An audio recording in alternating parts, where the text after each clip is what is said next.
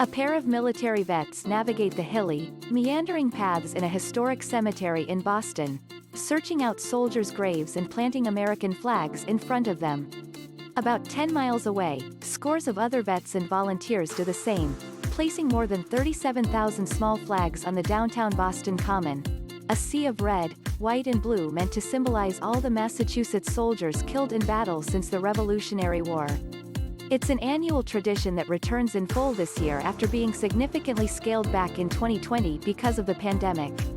In Boston and elsewhere, this holiday weekend will feel something closer to Memorial Days of old, as COVID-19 restrictions are fully lifted in many places. This Memorial Day almost has a different, better feeling to it, said Craig DeOld, a 50-year-old retired captain in the Army Reserve, as he took a breather from his flag duties at the Fairview Cemetery earlier this week. We're breathing a sigh of relief that we've overcome another struggle, but we're also now able to return to what this holiday is all about, remembering our fallen comrades. Around the nation, Americans will be able to pay tribute to fallen troops in ways that were impossible last year, when virus restrictions were in effect in many places. It will also be a time to remember the tens of thousands of veterans who died from COVID-19 and recommit to vaccinating those who remain reluctant.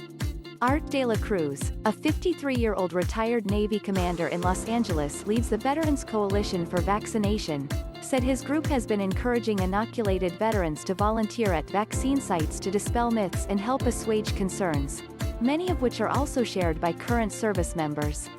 "We understand it's a personal choice, so we try to meet people where they are," said delaCruz, who is also president of Team Rubicon, a disaster response nonprofit made up of military veterans. There's no definitive tally for coronavirus deaths or vaccinations among American military vets, but Department of Veterans Affairs data shows more than 12,000 have died and more than 2.5 million have been inoculated against COVID-19 out of the roughly 9 million veterans enrolled in the agency's programs.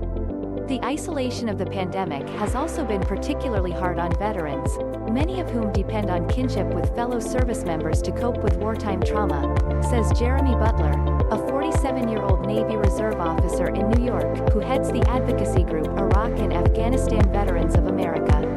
"We're reuniting now, but it's been an extremely challenging year," he said.